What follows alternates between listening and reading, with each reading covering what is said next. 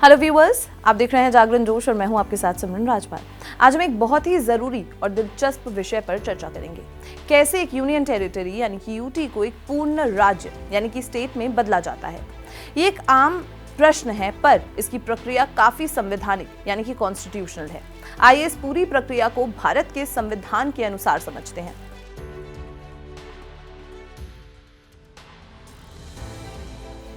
सबसे पहले इसकी शुरुआत भारत के संविधान के आर्टिकल 3 से होती है। इस आर्टिकल के तहत पार्लियामेंट को ये शक्ति मिलती है कि वो कानून बनाकर एक नया राज्य बना सकती है। ये नया राज्य या तो किसी एग्जिस्टिंग राज्य के एरिया को अलग करके या दो या उससे ज्यादा स्टेट्स के हिस्सों को मिलाकर या फिर किसी यूटी को एक राज्य का दर्जा देकर बनाया जा सकता है। आर्टिकल 4 ये घोषणा करता है कि आर्टिकल 2 और 3 के तहत बनाए गए किसी भी कानून को आर्टिकल 368 के तहत संविधान में संशोधन यानी कि अमेंडमेंट नहीं माना जाएगा। इसका मतलब ये है कि इसके लिए एक आम विधायी प्रक्रिया यानी कि ऑर्डिनरी लेजिस्लेटिव प्रोसेस का पालन करना काफी है।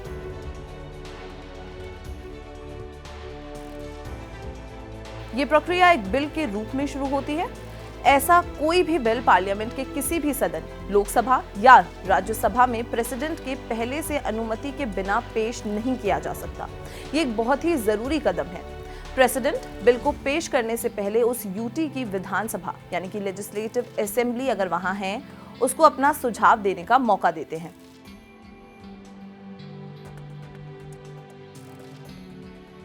जब प्रेसिडेंट इस बिल को यूटी की विधानसभा के पास भेजते हैं तो वो लोग इस पर अपनी राय एक निर्धारित समय सीमा के अंदर देते हैं।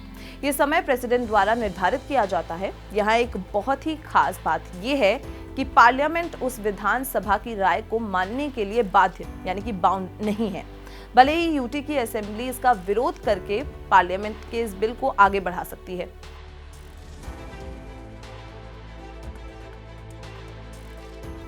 बिल सदन में पेश होने के बाद उस पर बहस होती है।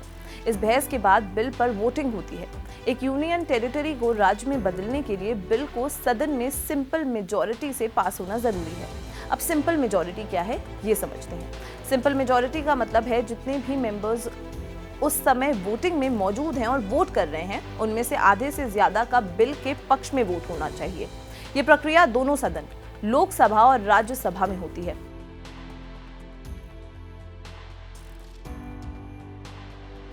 जब बिल दोनों सदनों से पास हो जाता है, तब इससे आखिरी अनुमति यानी कि फाइनल एसेंट के लिए प्रेसिडेंट के पास भेजा जाता है। प्रेसिडेंट की सहमति मिलने के बाद ये बिल एक कानून यानी कि एक्ट बन जाता है। इस एक्ट में नए राज्य के नाम, उसकी राजधानी यानी कि कैपिटल और उसके क्षेत्र यानी कि टेरिटरी का विवरण होता है।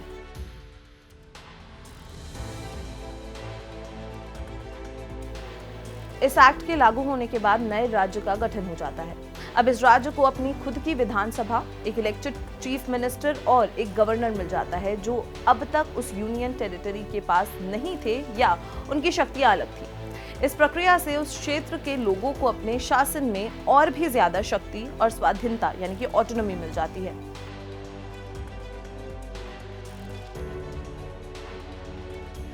तो दोस्तों, ये थी एक यूनियन टेरिटरी को एक पूर्ण राज्य बनाने की पूरी प्रक्रिया, जिसका आधार हमारे संविधान के आर्टिकल 3 और 4 से है। ये एक फ्लेक्सिबल व्यवस्था का उदाहरण है जो समय और लोगों की जरूरतों के हिसाब से बदलती है। इससे हमारी लोकतांत्रिक यानी कि डेमोक्रेटिक व्यवस्था और भी मजबूत हो जाती है। क्या आपको ये प्रोसेस पहले से पता था? हमें कमेंट सेक्शन में जरूर बताएं, और अगर ये वीडियो पसंद आई हो तो इसे लाइक और शेयर करना बिल्कुल भी ना भूलें और देखते रहें जागरण जोश।